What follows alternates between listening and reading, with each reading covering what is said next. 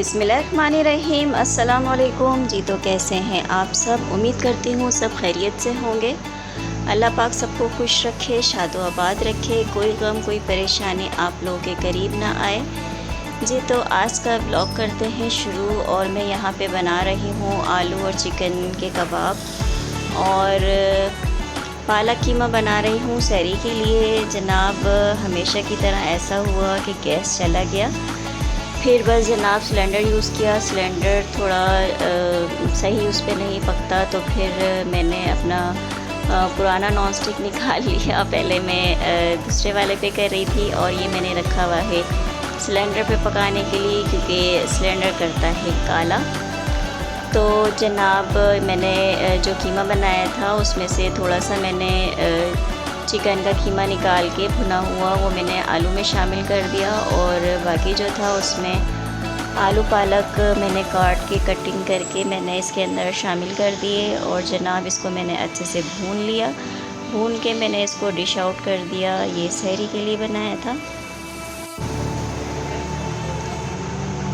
तो बस जनाब ये मैंने इसको कर दिया है डिश आउट, और फटाफट से फिर मैंने इसके अंदर मैंने फिर इसको मिक्स करके मैंने बना लिए आलू के कबाब। और ये मेरी बेटी को बहुत पसंद है, तो इसलिए एक दिन मैं आलू के कबाब बना लेती हूँ और एक दिन शामी कबाब बना लेते हैं।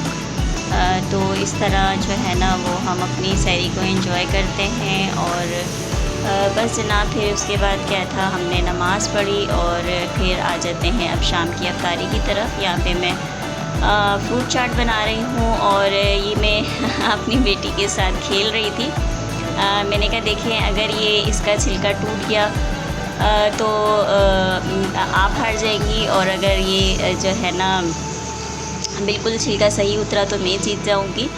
तो जनाब हमेशा की तरह मैं जीत गई। और यहाँ पे मैं काट रही हूँ तरबूज़। एक हाथ से मैं वीडियो बना रही हूँ, एक हाथ से तरबूज़ काट रही हूँ। जनाब फिर हम चले गए छत पे और हमने रोज़ा छत पर खोला। साथ पे बारबेक्यू का भी प्रोग्राम था, और मैंने हस्बैंड को नहीं बताया था कि आज बारबेक्यू करना है। और वो रोज़ा खुलने से अफ्तार से तकरीबन 5 मिनट पहले आते हैं और मैं सब रेडी करके रखती हूँ, और फिर वो मस्जिद की अफ्तारी देने जाते हैं। उसके बाद हम रोज़ा खोलते हैं हमेशा की तरह। तो यहाँ पे जब हस्बैंड आए हैं तो मैंने कहा जनाब आज हमने बारबेक्यू करना है, छत पे रोज़ा खोलेंगे। और मेरे हस्बैंड को गुस्सा आ गया, जाहिर सी बात है उनके सारे दिन का रोज़ा था, और फिर छत पे जाना और फिर बारबेक्यू करना, और फिर टाइम भी बहुत कम था, सिर्फ 5 मिनट रहते थे। तो वो मुझ पर गुस्सा कर रहे थे कि आप पहले से बता देती, मुझे कॉल कर देती, मैं जल्दी आ जाता तो हम जल्दी स्टार्ट कर लेते। तो मैंने कहा बस मुझे याद नहीं रहा कि मैं आपको कॉल कर दूं। बस फिर मैं यहाँ पे सीखों पे मैं ये बोटियाँ लगा रही हूँ। मैंने मलाई बोटी बना ली थी और जो है ना वो टिक्का बना लिया था, टिक्का बोटी बना ली थी। तो यहाँ पे मैं सीखों पे लगा रही थी। तो मैंने हस्बैंड से कहा आप जल्दी से जाइए और मस्जिद में सामान लेकर आइए। और मैंने अफ्तारी में ज़्यादा कुछ नहीं बनाया था। हस्बैंड की पसंद का हमेशा की तरह मैंने ज़र्दा बनाया था, और बच्चों की पसंद का मैंने पुलाव बनाया था। तो बस मस्जिद में भी मैंने वही भेज दिया, और फ्रूट चाट बना ली थी, तरबूज़ वगैरह कटिंग कर लिए थे। बस ये देखें जी मैं जल्दी जल्दी लगा रही हूँ। मैंने कहा बस अज़ान होने में 5 मिनट थे। मैं चाह रही थी कि हम बारबेक्यू भी साथ ही करें, लेकिन इतना टाइम ही नहीं था।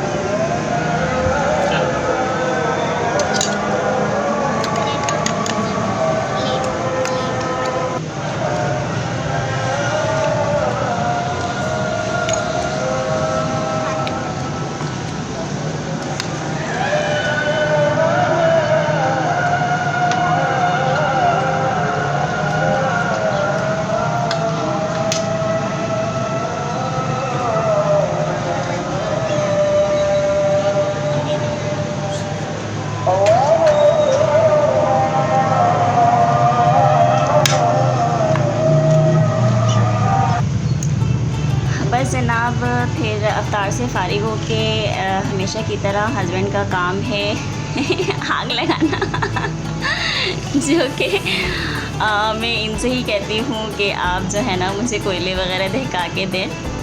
तो देखें जी यहाँ पे इन्होंने कोयले तो दहका दिए, लेकिन मैं इनको कोयले दे नहीं रही थी। मैंने कहा इतना सा तो कुक करना है, आप इतने सारे, इन्होंने पूरी जो है ना अंगीठी कोयलों से भर ली थी। तो फिर मैंने वापसी कोयले ले लिए। मैंने कहा फजूल में ज़ाया करने की ज़रूरत नहीं है, इतना सा तो हम बना रहे हैं, कौन सा हम काफ़ी सारा बनाएँगे।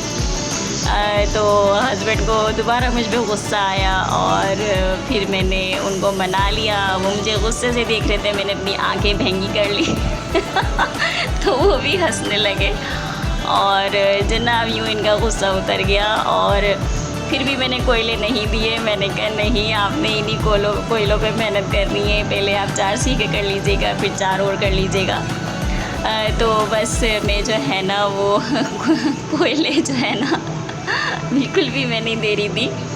और मुझे बहुत मज़ा आ रहा था अपने हस्बैंड को तंग करके। और वो बेचारे काफ़ी देर तक जो है ना वो थोड़े से कोयलों पे सेकते रहे। मैंने कहा पहले 4 कर लीजिएगा, फिर 4 कर लीजिएगा, कोई इतने ज़्यादा जो है ना वो हम नहीं बना रहे हैं जो मैं सारे के सारे कोयले आपको दे दूँ।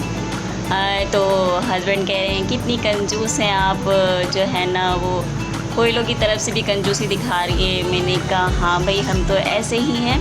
और फिर यहाँ पे मैं हस्बैंड को कह रही थी कि वो बाहर जो होते हैं प्रोफेशनल, वो इस तरह सारी सीखे हाथ में पकड़ के वो जल्दी से पलटते हैं ना, तो मैं भी ऐसी करूँगी। तो हस्बैंड कह रहे थे हाँ आप करें। तो जब मैंने इसको उठाया तो मेरे से तो सीखें ही नहीं उठ रही थी बोटियाँ इतनी भारी नहीं थी जितनी सीखें भारी थी। तो जनाब बहरहाल मैंने कोशिश तो अपनी तरफ से पूरी की। और हस्बैंड भी हंस रहे थे, कह रहे तौबा है आपसे।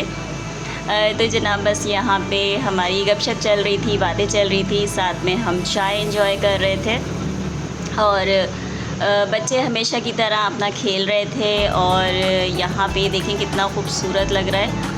और स्पेशली जब हम रोज़ा खोल रहे थे तो क्या मौसम था, मैं आपको लफ्ज़ों में नहीं बता सकती। माशाल्लाह माशाल्लाह इतनी ठंडी हवा और परिंदे और सुभान अल्लाह अज़ान की आवाज़ गूंज रही थी और इतना अच्छा लग रहा था।